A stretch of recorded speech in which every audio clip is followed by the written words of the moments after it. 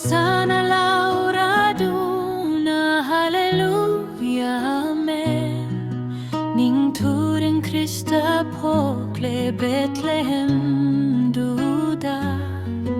Magi kontok nung shiba jati singhing pamni. Harao na laukatsi Hosanna haina. O Bethlehem cinta tahing bagi manggal tokle ko isang sandok si kana gumba miwising nalo sinjaradi wa mecha kapawa kang laroi.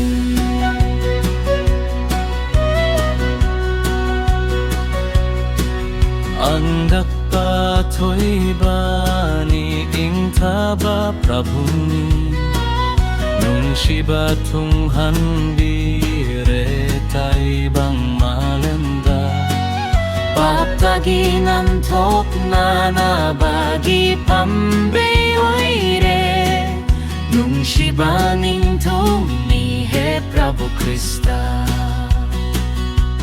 Oh Bethlehem cinta dahing bagi manggal tokle ko isan sandok si kana gumba miwising nalo sinjaradi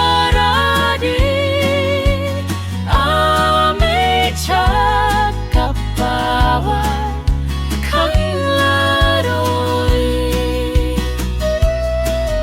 ibagi at hanglak lehing bagi wapauni nung shibadu patare kalvari duda anggak pagi matik sandong gamba kanale nung shibagi lamda pujem bigani. Oh Bethlehem cinta tahing bagi manggal tokle ko isan sandok si kana gumba miusing nalo sinjaradi amecha kapawa kang laroi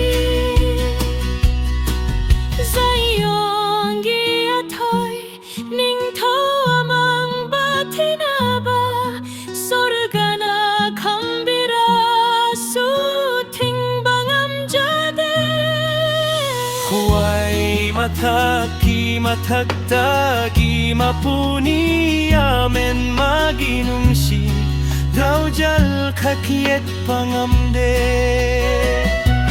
Oh Bethlehem cinta